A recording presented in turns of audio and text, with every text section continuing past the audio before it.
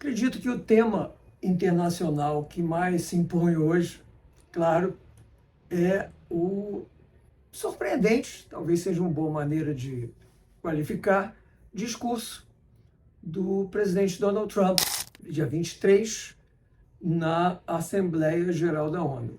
Lembra vocês, a Assembleia Geral da ONU é um encontro anual de todos os membros da ONU, 183 atualmente, que se reúnem durante praticamente o mês inteiro, normalmente setembro. Começou dia 9 de setembro e vai concluir apenas, acho que no dia 29 de setembro.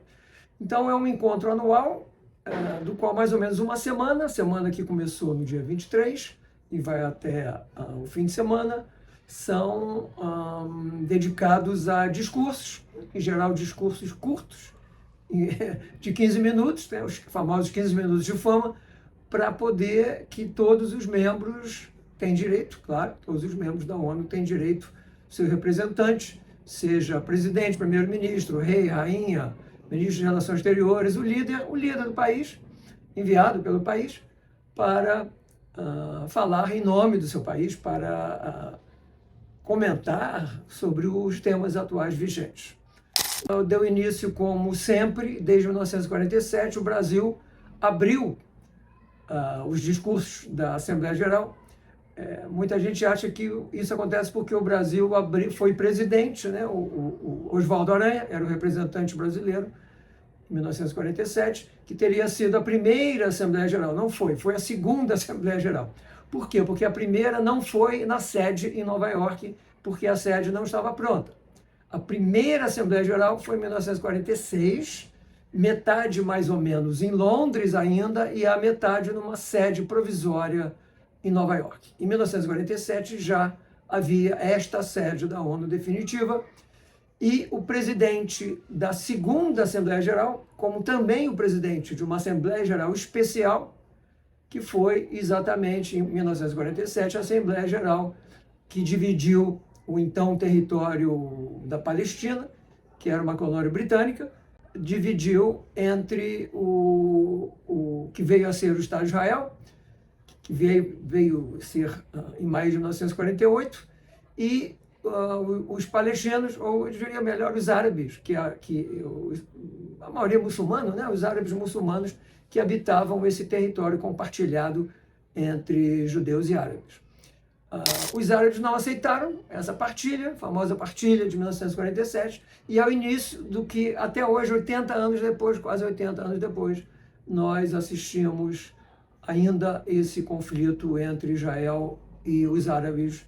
Apenas dois países vizinhos aceitaram Israel até hoje, têm relações diplomáticas com Israel, que são Egito e Jordânia.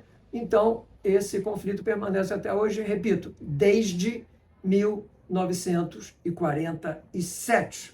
Nesta sessão, todo a Assembleia Geral tem um presidente. A presidente neste ano é alemã, era a ex-ministra das Relações Exteriores do governo social-democrata, ou de coalizão, e tem umas questões sobre boicote ao presidente Trump, a tal da escada rolante que parou, o teleprompter que parou. Isso tudo está claro que foi um boicote, né?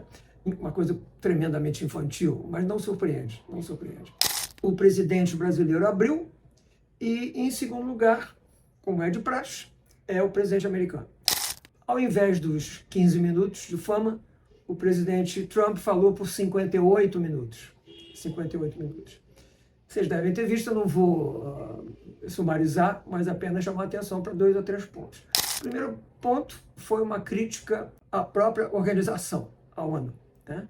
Inclusive brincando da incompetência da ONU. Claro que ele sabia que foi boicote, mas ele brincou com a incompetência da ONU. Ele entrou na ONU, no momento mais importante anual da ONU, a escada rolante que ele subia parou, com a primeira-dama Melania, e o teleprompter parou, que é uma coisa absolutamente ridícula, né? Absolutamente infantil, ridícula, não sei nem como denominar mais.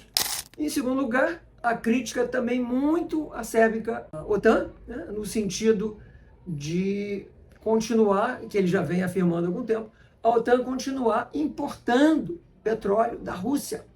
Então, veja bem, a OTAN está em vias de guerrear com a Rússia. como eu já falei, a Rússia está ameaçando, a Rússia está testando, a Rússia está levando drones para territórios de pelo menos 5 ou 6 países da OTAN. E a OTAN importa petróleo da Rússia, que faz com que a Rússia sobreviva a essa guerra, né? Então, Donald Trump vem apontando isso e ontem ele novamente foi muito firme em relação a isso, né? Muito claro em informação a isso.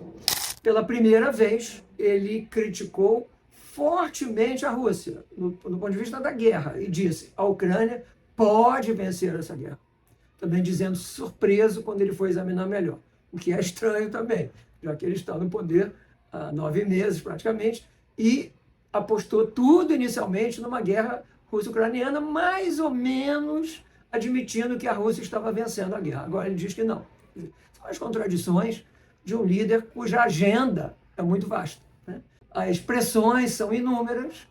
O último ponto que eu vou chamar a atenção é uma crítica também muito acérbica ao globalismo, né? Ao globalismo, que é algo que nós acompanhamos há tanto tempo, né? Todo mundo que gosta, que se interessa, que se informa sobre relações internacionais, sabe que nós estamos caminhando, né, para um projeto globalista, seja de que forma definir isso.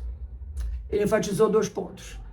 A assim chamada mudança climática, ele enfatizou a questão de como a Europa está indo para trás em termos de oferta de energia, à medida que a Europa deixou de investir em gás natural e petróleo. E está investindo tudo em combustíveis que não se autossustentam, combustíveis que precisam de volumes inacreditáveis de subsídio. Isso não é uma boa, subsídio nunca é uma boa política. O subsídio temporário para alguma questão pode ser, mas subsídios desse montante para financiar principalmente as imensas instalações de combustíveis renováveis como eólica e solar. Está vendo, tem acho que 30 mil ou 40 mil instalações, né, moinhos de vento que têm que ser desativados. Vão botar onde esse negócio? Qual o custo disso? Bom, eu vou fazer um vídeo sobre isso em breve. E a questão da imigração. Aí a questão da imigração foi uma crítica absoluta à ONU, né? A Organização das Nações Unidas tem sido, desde 2019, talvez, a principal vertente da imigração em massa de países fundamentalmente islâmicos para a Europa. Inclusive, o presidente Trump denunciou nas Américas o papel da ONU de financiador de imigrantes ilegais para os Estados Unidos. Isso é uma coisa séria. A ONU, a organização, o evento, né, agências das Nações Unidas estariam financiando ilegais para os Estados Unidos, né? Isso não é novidade, mas isso foi, que eu saiba, pela primeira vez anunciado. Então, muitos outros temas foram abordados, inclusive a questão dos cristãos, né, que é o grupo religioso que mais sofre hoje em dia.